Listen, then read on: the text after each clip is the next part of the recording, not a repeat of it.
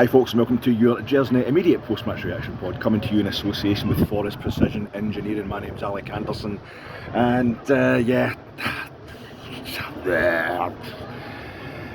Well, we're not going to win anything this season. It's all but official now. Yet again, we come to Hampden and it's proved to be the graveyard of our hopes for this season. That was a game where we had plenty of the ball, and never really showed any signs of doing anything with it. We had a shot off the post in the second half, and we had plenty of the balls. I say we had the ball for most of that second half in particular. We had a shot off the post, come back out fast as a kilometre as a sitter. Listen guys, you've been watching it on television. Was it offside? I don't know, because the boy next to me is a bit more sober-minded than myself. He told me it was offside anyway, wouldn't have counted. Had Fashion put it away, or was it the shot itself when it counted? I really don't know, because I have this thing where I don't look at my phone during the game, and that's a bit of advice that could be passed on to our fucking defenders, midfielders, everybody. I've never seen us concede so many goals in one season through schoolboy error switching off. This team are knackered. They're exhausted. The reason I know that is because they actually gave that their all today. Rangers really, for what they've got within the tank, Rangers tried really bloody hard today, and it just was nowhere near good enough. One of the first things that goes when you've not got a proper pre-season in you is, again, I'm asking the question, was it because Gio didn't get a proper pre-season in them? That seems to be the rumour, and it's been borne out by a lot of the play. Maybe it's the fact we've played like an extra half season in the past 2 years through our brilliant exploits in Europe, and then getting ourselves into the Champions League. Wasn't it brilliant then? But I think that's when it started hitting home in the group stages of the Champions League, the kind of compressed Champions League for a team who was getting put out the Challenge Cup by Alloa Athletic. What feels like yesterday. It was maybe a bit much for us this season, but there's something's knackering us, and the first thing that goes when you're knackered is basic sharpness. You know what it's like yourselves, guys, playing five-a-sides, whatever. When you've got the ball, you're fine, but it's chasing it, it's off the ball that teams show their class. And fair play to Celtic today, they stood up well defensively, but that goal, I mean, again, the red mist descended, so excuse me, you'll have seen it on television or whatever, you'll know better than me by the time you see this video, but to me it just looked like, again, we're back on the ball when the ball goes dead. Celtic are a good team. I don't want to do that classic thing of doing your rival down. It wouldn't matter if I did anyway. The amount of trophies they're winning these days, the fact that we can't beat them in 5 games kind of proves they're a good team. But it just seems to me that all they're doing is the basics. They're just being sharper than us.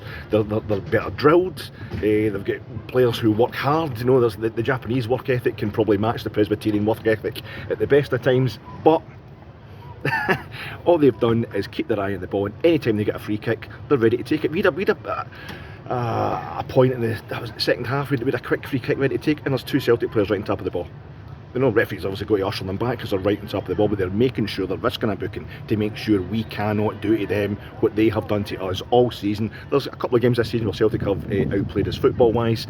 Today, it's just sharpness, and that's part of football. I don't mean to sound kind of churlish or bitter or whatever, but it's heartbreaking, it's infuriating to watch Rangers not being able to just mark up and then stand back and watch Celtic players pinging the ball to our back post for yet again the easiest goal of goals, guys. It's my duty to give you a bit of post-match reaction. It's not in any way analysis, because my reaction is just I'm utterly frazzled. I've had enough of this. I'm sure we all have, and of course you'll be like me. You've renewed your season ticket anyway. We're going back for more of this next season. The big question now is Michael Beale. That's 4 games against Celtic he's failed to win, and we can do all the mitigation you like, and it's certainly squad, and he seemed to play most of that squad that was available to him, seemed to come on the park today at some point or other. There's definitely mitigation there for Michael Beale, but when you just can't beat Celtic in 4 attempts, things start to get a bit pressury for the manager, no matter how new he is. That's 2 games in a row we haven't even scored a goal.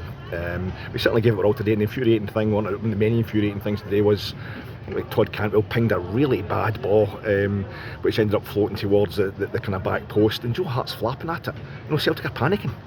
If a completely harmless ball that managed to get through over towards the back post area. Scotty Arfield, who come on and did a great job for us again today. He's a total vanilla shot from the edge of the box, just trundled through. Joe Hart's going down in instalments, to turn it round the post and giving us a corner. It feels it'd be frustrating, it'd be so easy. Just a minor adjustment somewhere would give us a goal. But I think that the main thing is the squad looks broken. It looks knackered. it looks bereft of confidence. Alfredo Morelos, I keep thinking, could we do without Alfie? And he's come on today and he's done okay, Alfredo, but that's the thing, he's doing okay now. He looks like a guy he's a really experienced footballer who knows what positions to take up. You know, he'll give you the ball in good places. He's not going to panic under pressure because he used to be a really good player. You know, he's got plenty of experience. He's like a 35-year-old pro now, who's, you know, able to kind of make the best of the, you know, what little talent he's got left, what little energy he's got left. He looks like an old man. Ryan Kent, again, you guys will know better than me. Maybe he's injured. Maybe you know, the injury that he was coming back from today, he didn't come back from it properly. But he was a no-show for the most part. Marek Tillman has gone off injured again. So all the guys I was trying to bum up on Friday night, the guys I was trying to say, no, we need to get behind them. Kent, you know, Tillman. I wasn't trying to get behind Alfie, but he did all right to get me to Alfie, I think. You know, but that's comparing it to everybody else in that team today. They've not turned up really. We've gone back to Hadji, we've gone back to Scotty Arfield, and that it's no fair on them. It's no fair on us as a support to watch this. But we're going to end the season trophyless.